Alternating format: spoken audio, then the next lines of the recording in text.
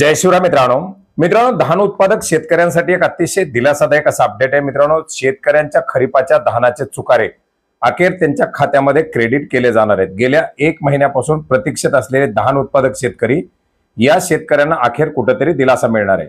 मित्रांनो, खरीपाच्या हंगामामधील हमी भावाने विकलेलं धान, शेतकऱ्याचा स्वतःच्या घामाने पिकवलेलं धान हे विकून त्याचे पैसे परत मिळवण्यासाठी शेतकऱ्यांना मोठ्या प्रमाणात मनस्ताप सहन करावा लागत होता। गेल्या अनेक दिवसापासून या धान उत्पादक शेतकऱ्यांचे चुकारे हे त्यांना त्यांच्या खात्यामध्ये जमा करावेत म्हणून मोठ्या प्रमाणात मागणी केली जात होती, परंतु याच्या संदर्भातील कुठल्याही हालचाली दिसून येत नव्हत्या आणि अखेर आता खरीपाच्या तोंडावरती शेतकऱ्यांना एक मोठा दिलासा मिळणार आहे।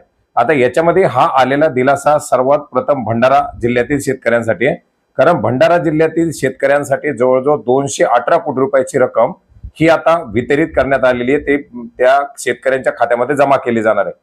येत्या 1-2 दिवसामध्ये म्हणजे साधारणपणे पुढच्या आठवड्यामध्येच शेतकऱ्यांच्या खात्यामध्ये ही रक्कम जमा केली जाईल।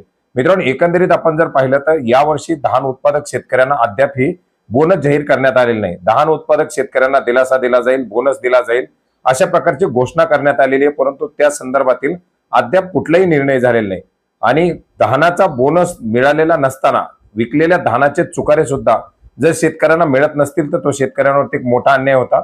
आता इतर जिल्ह्यातील जे धानाचे चुकारे बाकी आहेत त्याच्या सुद्धा रकमा लवकरात लवकर देण्यात याव्यात अशा प्रकारची एक मोठी मागणी या ठिकाणी आहे। त्याच्या संदर्भातील सुद्धा जे अपडेट येतील ते अपडेट आपण जाणून घेण्याचा प्रयत्न करणार आहोत।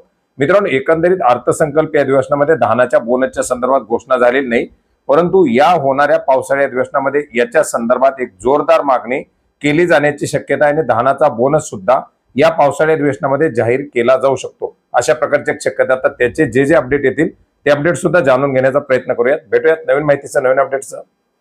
धन्यवाद।